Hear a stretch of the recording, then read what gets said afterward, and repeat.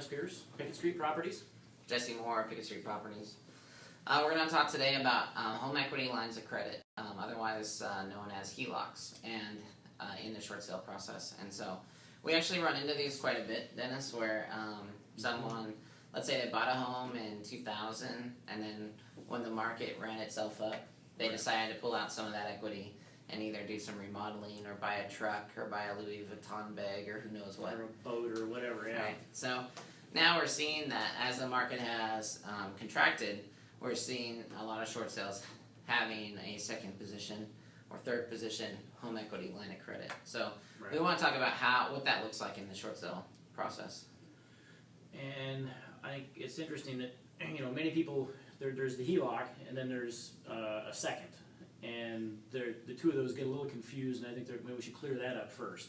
Yeah, so purchase money seconds, what that means is that back in the day when you used to be able to do this, which was when you bought a house, you would get one loan for 80% of the value of the home, and you get a second loan for 15 or 20% of the value. Assuming zero down. Zero down, right? Yeah. And so then that was just a true purchase money second, meaning you needed that second loan to get the home. That is very different than a home equity line of credit where you have just a purchase money first, first position loan, mortgage, and then at some point, it can be done even at the time that you purchase the property. But if it's considered a home equity line of credit, it's very different than a purchase money second. So we're going to talk about why that is. The first and primary reason, and I am not a CPA or a lawyer, let me be clear about that, but the 2007 mortgage debt relief, mortgage debt forgiveness, I always screw this up, Mortgage Debt Relief Act, there's a forgiveness in there somewhere.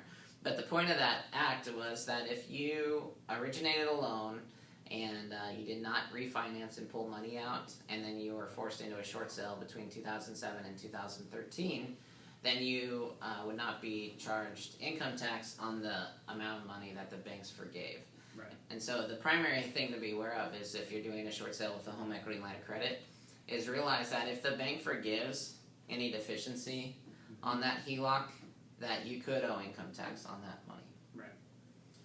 The other thing to be aware of is deficiency waivers and promissory notes.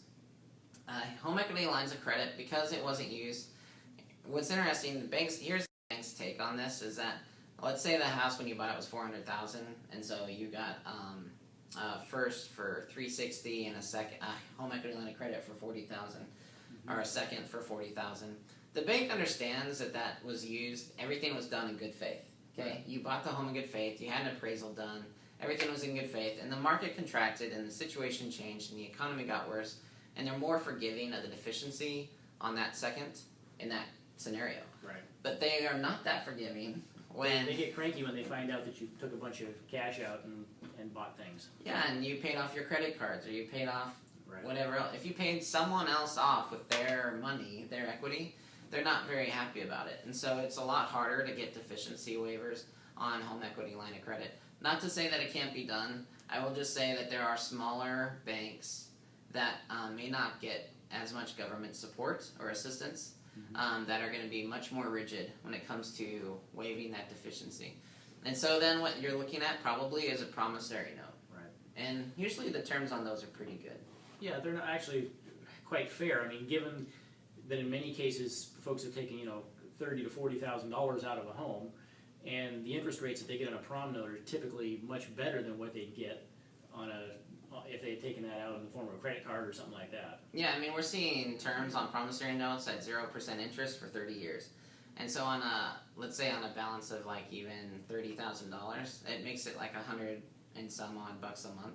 Right. For 30 years with 0% interest. So again, they're not trying to put the screws to anybody. It's just that they have to make they do up need that to recover loss. that. Yeah. And so just be aware on a short sale with a home equity line of credit. Just be aware that getting the deficiency waived is a little more challenging. Getting out of that without a promissory note or without a seller contribution is much harder than if it was just a purchase money second. I think I'd probably even go so far as to say it's less likely. Oh yeah, no, that's exactly true. So, yeah. All right, home equity lines of credit and short sales in Washington State. Thanks, guys. Thank you.